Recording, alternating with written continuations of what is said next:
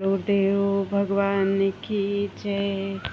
प्यारे कृष्ण कन्हैया लाल की जय। श्री गर्ग संहिता दूसरा अध्याय। विश्वजित खंड चल रहा है। राजा उग्रसेन के राजसू यज्ञ का उपक्रम, प्रद्युम्न का दिग्विजय के लिए बीड़ा उठाना और उनका राज्याभिषेक। बहुलासु ने पूछा, मुनि, राजा उग्रसेन ने श्री कृष्ण की सहायता से राजसू यज्ञ का किस प्रकार विधिवत अनुष्ठान किया, यह मुझे बताइए। श्री नारद जी ने कहा, एक समय की बात है, सुधर्मा सभा में श्री कृष्ण की पूजा करके उन्हें शीश नवाकर प्रसन्न चेता राजा उग्रसेन ने दोनों हाथ जोड़कर धीरे से कहा।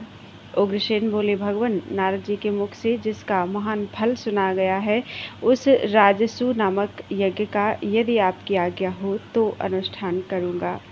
पुरुषोत्तम, आपके चरणों की सेवा से पहले के राजा लोग निर्भय होकर जगत को तिनके के तुल्य समझकर अपने मनोरथ के महासागर को पार कर गए थे। श्री भगवान ने कहा, राजन यादवेश्वर, आपने बड़ा उत्तम निश्चय किया है। उस यज्ञ से आपकी कीर्ति तीनों लोकों में फैल जाएगी। प्रभु, सभा में समस्त यादवों को सब ओर से बुलाकर पान का बीड़ा रख दीजिए और प्रतिज्ञा करवाइए। समस्त यादव मेरे अंश से प्रकट हुए हैं। वे लोक परलोक दोनों को जीतने की इच्छा करते हैं। वे दिग्विजय के लिए यात्रा करके शत्रुओं को जीत कर लौट आएंगे और संपूर्ण दिशाओं से आपके लिए भेंट और उपहार लाएंगे।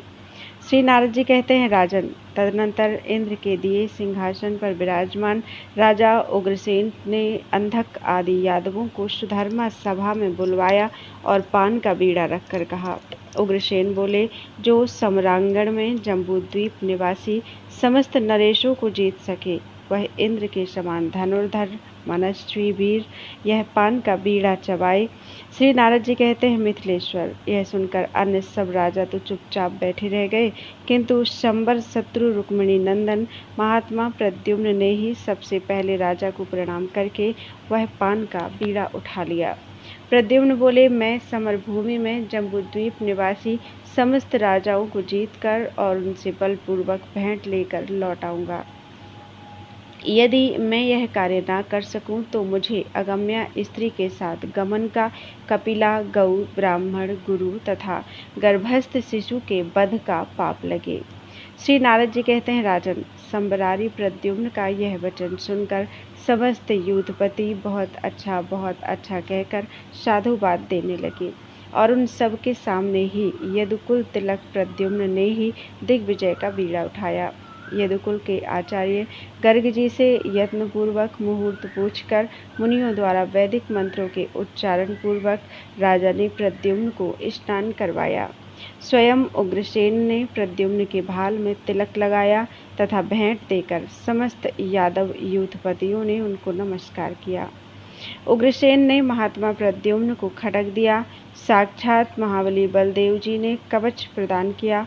श्रीहरि ने अपने तूणीर में से खींचकर अक्षय बाणों से भरे हुए 2 तरकश दिए तथा अपने सारंग धनुष से धनुष उत्पन्न करके उनके हाथ में दिया। वृद्ध शूरसेन ने किरीट, 2 दिव्य कुंडल, मनोहर पीताम्बर तथा छत्र और चंवर दिए। महामनस्वी वसुदेव ने उन्हें शतचंद्र नामक ढाल दी। साक्षात उद्धव ने सुंदर किंजलिनी माला भेंट की।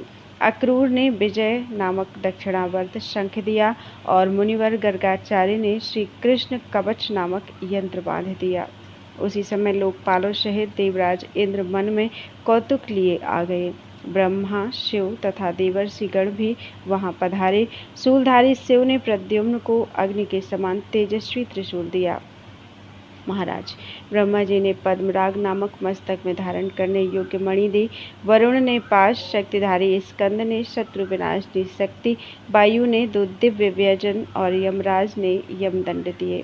सूर्य ने बड़ी भारी गदा, कुबेर ने रत्नों की माला, चंद्रमा ने चंद्रकांत मणि तथा अग्निदेव ने परिघ प्रदान किए। पृथ्वी ने 2 योगमयी दिव्य पादुकाएं दी तथा वेगशालिनी भद्रकाली ने प्रद्युम्न को माला भेंट की।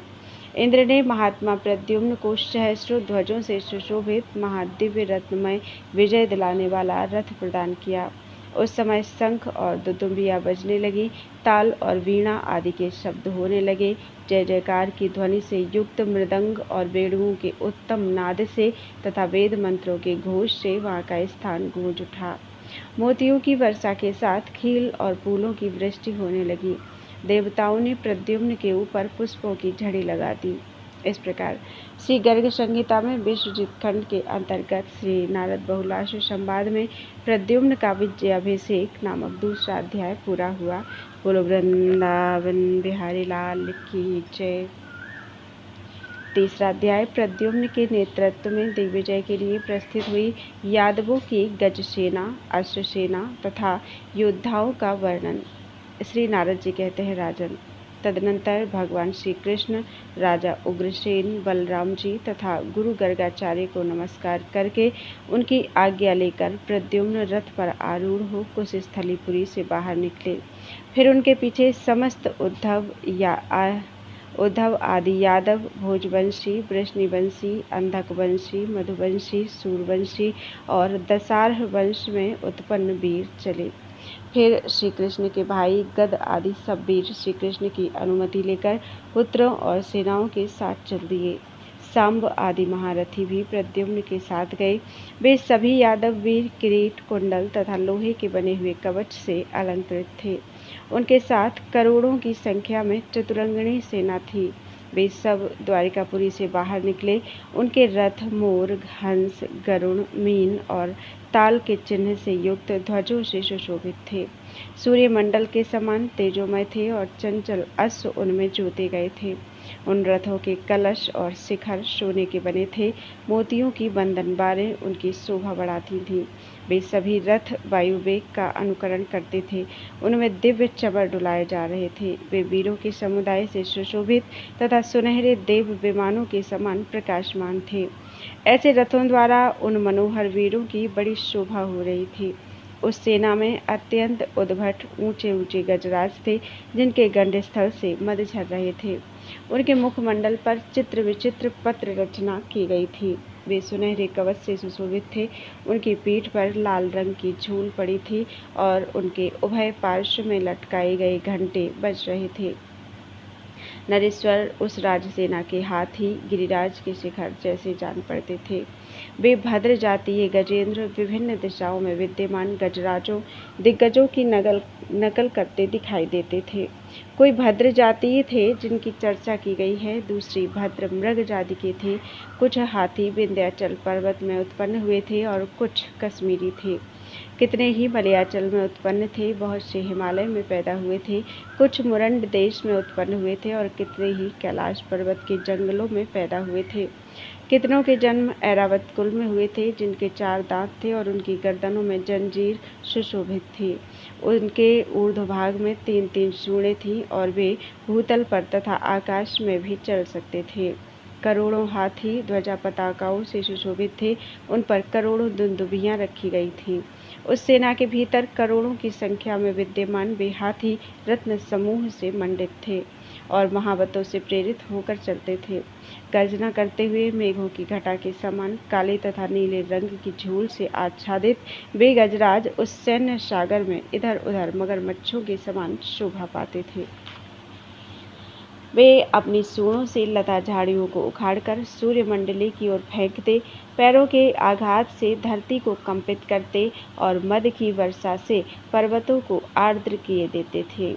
वे अपने कुंभ स्थलों की टक्कर से दुर्ग, शैल और शिलाखंडों को भी गिराने तथा शत्रु सेना को खंडित करने की शक्ति रखते थे। उस यादव सेना में ऐसे ऐसे हाथी विद्यमान थे। राजन, गज सेना के पीछे घोड़ों की सेना निकली।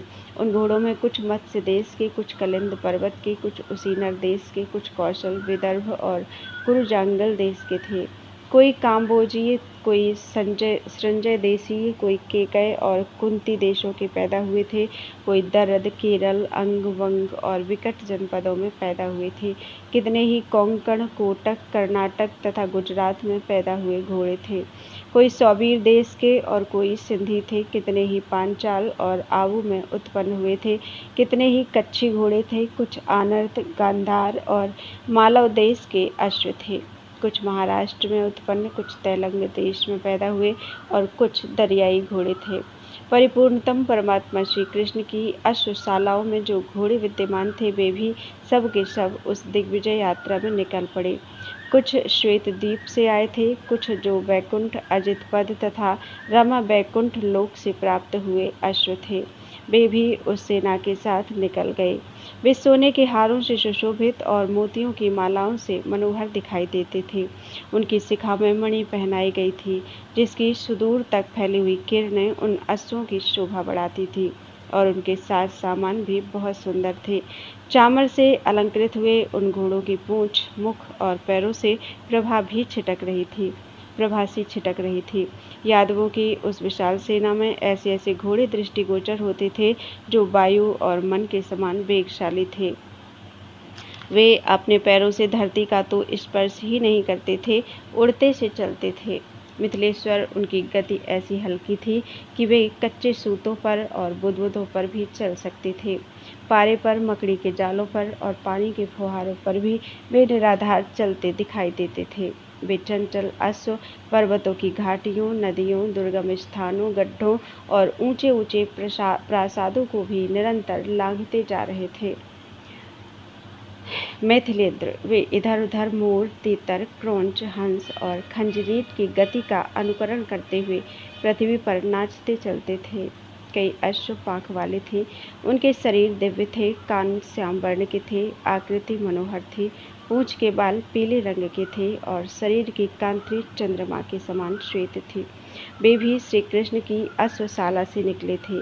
कुछ घोड़े उच्च ही श्रवा के कुल में उत्पन्न हुए थे, कुछ सूर्यदेव के घोड़ों से पैदा हुए थे, कितने ही अश्व अश्विनी कुमारों की पढ़ाई हुई विद्या से संपन्न थे, कितनों को वरुण देवता ने अच्छी चाल की शिक्षा दी थी, किन्हीं की कांति मंदार पुष्प के समान थी, कुछ मनोहर अश्व चितकबरे थे, कितनों के रंग अश्विनी पुष्प के समान पीले थे, बहुत से अश्व सुनहरी तथा हरी कांति से उद्भाषित थे, कितने ही अश्व पद्मराग मणि की सी कांति वाले थे।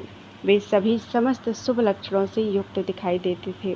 राजन, इनके सिवा और भी कोटि कोटि अश्व कुछ स्थलीपुरी से बाहर निकले। सेना के धनुर्धर वीर ऐसे थे जिन्हें कई युद्धों में अपने शौर्य के लिए कीर्ति प्राप्त हो चुकी थी।